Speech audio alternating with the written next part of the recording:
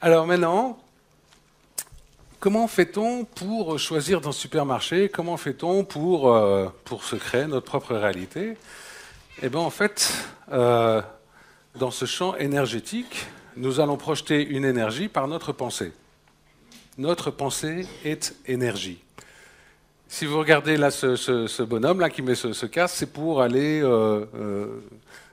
détecter les ondes cérébrales, et vous connaissez comme moi les ondes alpha, gamma, bêta, etc., en fonction de l'état dans lequel on est. Donc on peut clairement mesurer les ondes cérébrales, c'est de l'énergie. Et d'ailleurs, j'ai entendu récemment, là, il y a maintenant des biomembres, des biobras, etc., qui sont vraiment des prothèses ultra perfectionnées qui sont mises au service des gens qui ont été amputés et qui fonctionnent grâce à l'énergie de la pensée. C'est-à-dire que par la simple pensée, la personne va faire bouger son bras. Elle va apprendre bien sûr à le faire, mais ensuite, avec sa pensée et donc les impulsions électriques que va générer la pensée, le bras va bouger seul. Et là, c'est vraiment aujourd'hui, la technologie nous permet d'arriver à ça. Donc, à partir de quand nous pourrons contrôler nos ordinateurs avec la pensée, on n'est peut-être pas si loin que ça. Donc, la pensée, c'est vraiment une énergie. C'est vraiment une énergie que vous projetez en dehors de vous. Le lien avec l'espace des variantes, c'est quoi? En fait, imaginez que votre cerveau, c'est un peu comme un émetteur-récepteur. Donc effectivement, il reçoit par l'intermédiaire des cinq sens un peu tous les éléments qui constituent sa réalité, mais en même temps, il filtre. Parce que moi, j'ai mes croyances, j'ai ma réalité, je sais que ça c'est vrai, ça c'est pas vrai, etc. Donc je vais filtrer pour que ça corresponde bien à ma réalité. Mais en même temps, votre cerveau envoie, à chaque fois que vous pensez, envoie des ondes. La métaphore avec Transurfing, c'est de dire que, imaginez une radio, hein, vous pouvez tourner le bouton pour accorder les fréquences, et puis, bah tiens, là je suis sur RTBF, là je suis sur France Inter, etc. Donc vous pouvez vous accorder à des radios qui sont un peu partout dans le monde et attraper ça avec votre émetteur-récepteur. Eh bien, votre cerveau, c'est un peu pareil, il va émettre des fréquences qui vont s'accorder à des fréquences de résonance dans des secteurs de l'espace des variantes. C'est-à-dire que vous avez cet espace des variantes avec différents secteurs, différents endroits, et votre cerveau, par ses pensées, va s'accorder à un secteur particulier de l'espace des variantes, et c'est comme ça que vous allez créer votre réalité. Donc la fréquence de nos pensées s'accorde au secteur de l'espace des variantes et crée la réalité. L'espace des variantes, si on le dessinait comme ça, comme un tableau XY, on va dire que, allez, moi je suis en position A, c'est là que je suis aujourd'hui. Et puis, tiens, j'ai envie d'aller là, donc dans un autre secteur de l'espace des variantes. Je suis aujourd'hui enseignant, j'ai envie d'être directeur d'école, c'est mon but, donc je vais avoir une vie un peu différente, enfin, je vais aller sur un autre endroit, et donc je vais faire un peu ce qu'il faut pour y arriver, et puis ça marche pas. Souvent, on a des buts, on a des envies, etc., et puis on ne sait pas pourquoi ça marche pas. On a beau s'acharner, on a beau faire tout ce qu'il faut, on a beau se renseigner, etc., ça marche pas. J'arrive jamais à avoir vraiment la vie que j'ai envie. Je me retrouve toujours un peu avec ce truc-là. C'est bien, et puis c'est pas tout à fait ce que je voudrais, et puis c'est confortable, mais c'est pas si confortable que ça. Et j'aimerais bien arriver là quand même. Et puis j'y arrive pas. Il y a toujours des éléments qui font que j'y arrive pas. Comment ça se fait? En tout cas, en ayant fait tout ce qu'il faut pour arriver à un endroit, pour le simple voyage dans le temps, votre simple voyage dans le temps, c'est ce qu'on appelle en termes de transurfing une ligne de vie. Donc vous créez votre ligne de vie par ces successions d'instants qui passent.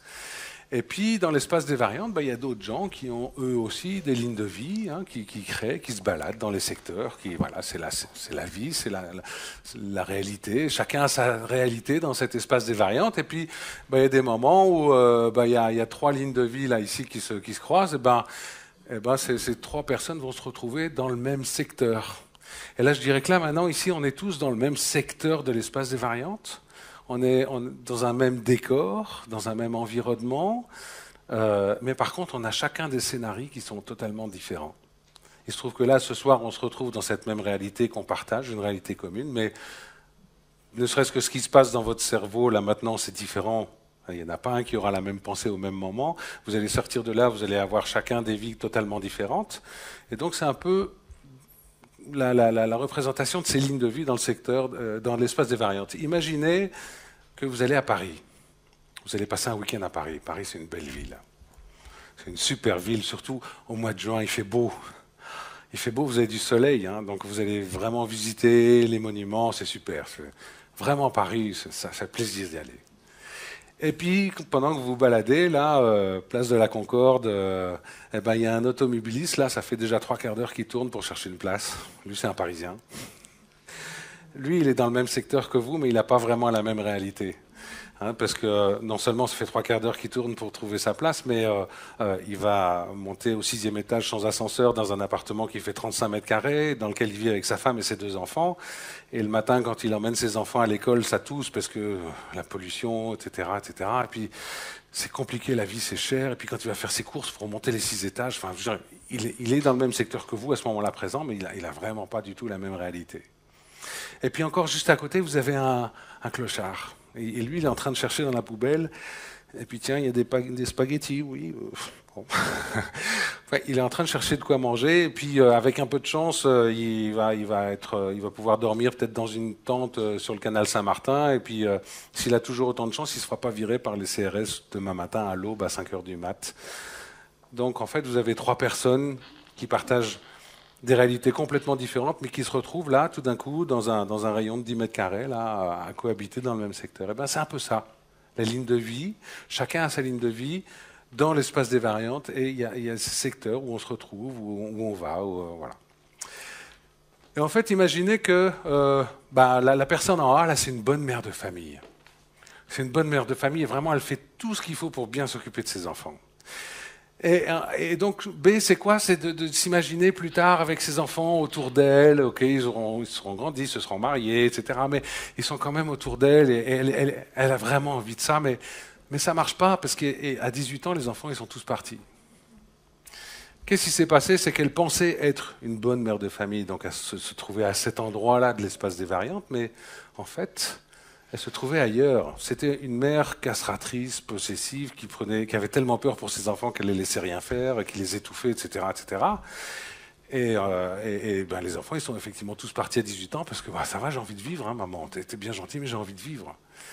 Si elle s'était rendue compte, là, quand elle était encore au point A, que sa réalité, c'était pas ce qu'elle pensait, mais que c'était une toute autre réalité avec des comportements et des pensées et des attitudes inadéquates, à ce moment-là, elle aurait pu corriger le tir et puis faire en sorte d'atteindre son objectif d'une meilleure manière.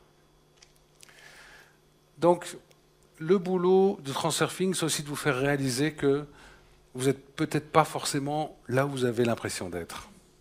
C'est une réalité et tout, mais d'abord, avant de me dire j'ai un objectif et j'ai envie d'aller là-bas, il y a peut-être des choses qu'il faut que je comprenne sur moi-même. Tiens, qu'est-ce qui fait que ça colle pas là maintenant? Qu'est-ce qui fait que j'ai des problèmes pour avancer? Donc, un gros travail de Transurfing, c'est de prendre conscience justement de ce décalage entre ce que vous pensez être votre réalité et votre réalité effective. Et donc, prendre conscience du point de départ, mais pour aller vers un but.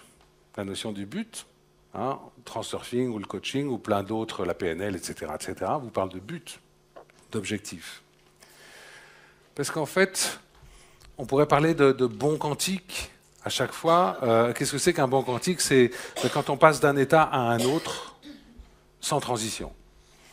Si je vous prends, par exemple, je suis musicien, donc c'est facile pour moi, je vais compter une mesure, là, 1, 2, 3, 4. Et ben, à chaque fois, je passe du premier temps au deuxième temps en un coup, quoi.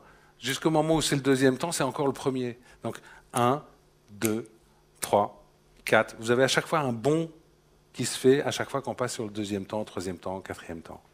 Et bien en fait, si on prend le temps en lui-même et qu'on le découpe de la manière la plus petite qui soit, hein, quantique, saut quantique, eh ben on en arrive à l'instant. C'est quoi l'instant? C'est difficilement... C'est quoi un instant? Mais en tout cas, une certitude, c'est que notre vie est une succession d'instants.